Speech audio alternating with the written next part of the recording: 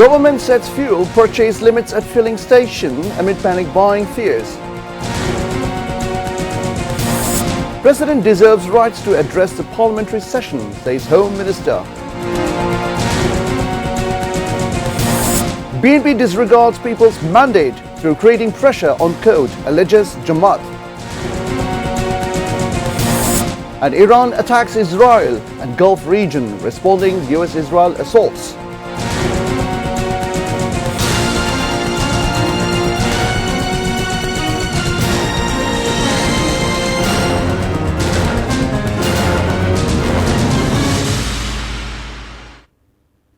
Well, good evening, viewers. Those were the headlines. I'm Salim Qadir and you're watching English Bulletin.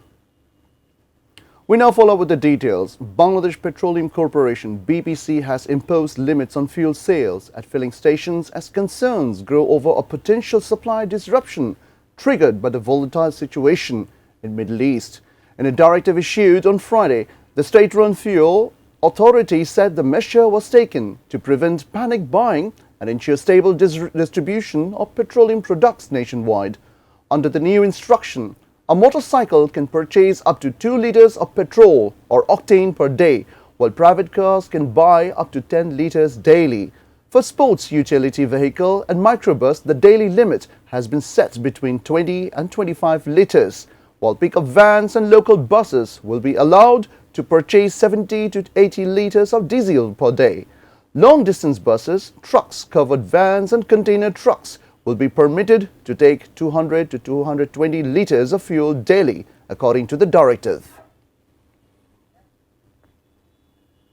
Bangladesh Nationalist Party (BNP) has arranged a training workshop for its lawmakers ahead of the first session of the 13th Parliamentary National Parliament.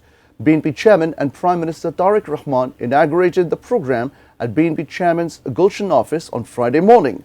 BNP insiders said the workshop presents the parliamentary rules of business and other issues including code of conduct, bill formulation and review, analysis of budget-related documents and the activities of parliamentary committees to the newly elected members of parliament. Experienced lawmakers will share their experiences with the new MPs. The 2-day workshop will take place in 4 sessions. The workshop was attended by ministers, state ministers and advisors on the first day. Talking to the journalists, BNP Standing Committee member Salahuddin Ahmed said the president deserves the rights to address the parliamentary session and his all constitutional privileges will be upheld. The Secretary General of Jamaat Islami, Mia Ghulam Parwar, said BNP is disregarding the July Charter through creating pressure on the court. He made the comment at a rally at the north gate of the National Mosque Baitul Mukarram in the capital Dhaka following Jummah prayer before a protest procession. The program was organized to protest a recent remark of former advisor Saida Rizwana Hassan over the national election. Ghulam Parwar alleged that before the announcement of election result, the election engineering took place at each step. Rizwana Hassan herself has been proved as an approver of that election engineering. The Jamaat leader also made accusation against Foreign Minister Khalilur Rahman, saying he has been chosen as he made BNP politically benefited during caretaker government. President Mohammad Shahabuddin has made a call for adding the jute sector to the youth startup e-commerce. He made the call while addressing Jute Day program at Osmani Memorial Auditorium on Friday morning. The president said 1 crore employment will be created in the jute sector. He also talked for increasing use of modern technology efficient workforce beside ensuring fair value in jute sector. He expressed hope that the jute sector would regain glorious paths with the hands of the new government. The president handed over National Jute Day awards to 9 persons and organizations under 12 categories.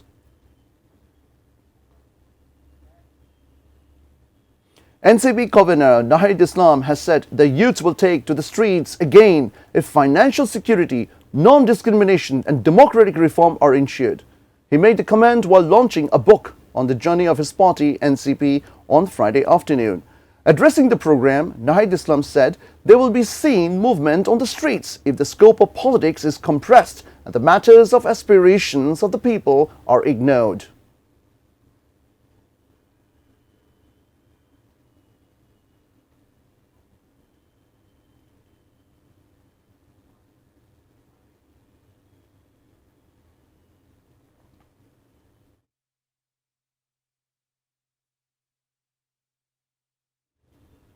We now focus on the escalating war in the Middle East. Israel and the Gulf countries remain on high alert as Iran launched several waves of drones and missiles across the regions in response to continued attacks by USA and Israel.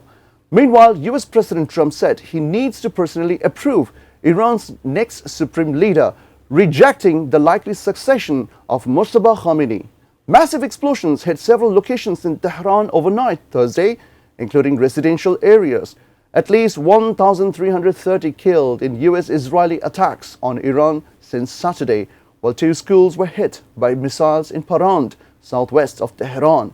Subsequently, Iran continued to target Gulf countries from UAE to Qatar and Bahrain, while Israel's Tel Aviv came under combined drone missile attacks. However, Trump declared Iran is being demolished ahead of schedule and at least at levels people have never seen before, while US House of Representatives voted down Democratic-backed measure to halt Trump's hostilities with Iran.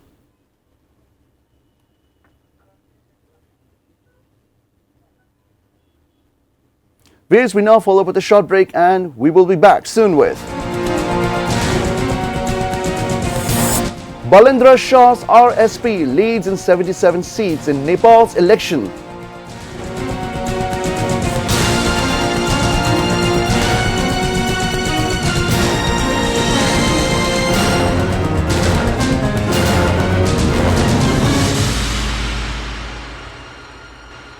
Welcome back. You're watching ATN News. This is English Bulletin.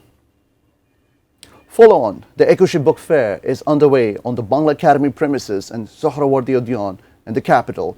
However, the fair is yet to gain its usual momentum as the number of visitors and buyers remains on comparatively low. As a result, book sales are below due to lack of anticipated buyers. The ongoing Ramadan and the upcoming Eid al-Fitr festival shifted people's focus towards shopping in markets rather than buying books. In such a situation, many sellers are feeling frustrated.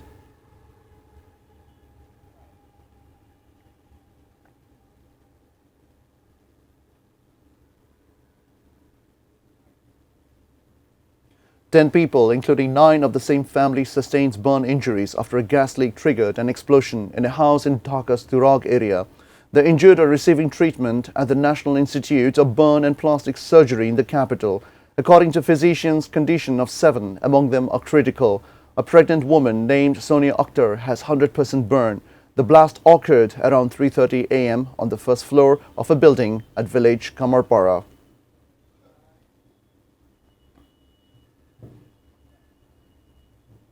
Viewers, we now focus on the news around the world.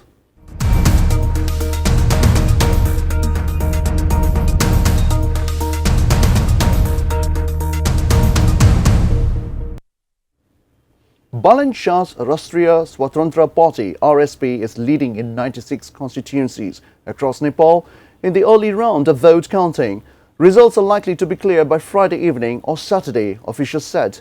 Shah's party already far outpacing his rivals and widened lead over CPN-UML chairman and former Prime Minister KP Sharma Oily. Early counting trends from EC showed RSP already secured 1 victory. Nepali Congress won 1 seat and is ahead in 10 constituencies. Nepali Communist Party is leading in 9 constituencies, while CPN-UML leads in 8. RSP, founded 3 years ago, is often described as Gen Z-backed.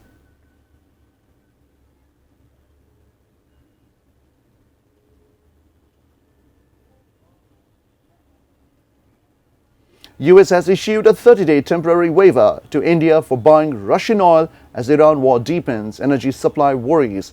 This limited exemption aims to ensure global oil supply stability amid Middle East disruptions.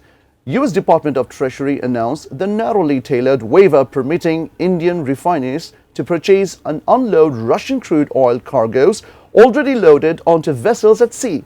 Treasury Secretary Scott Bessent described the action as stopgap response to Iran's efforts to constrain supplies. He stated President Trump's energy agenda driven US oil and gas production to record levels. The waiver would allow oil to continue reaching markets without delivering significant new revenue to Russian government.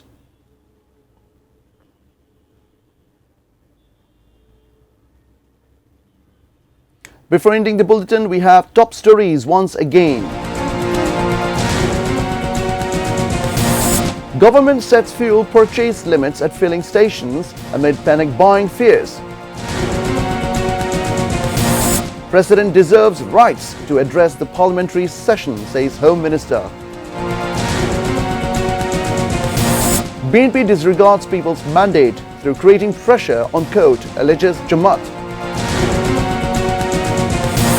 And Iran attacks Israel and Gulf region, responding US-Israel assaults. Balendra Shah's RSP leads in 77 seats in Nepal's election.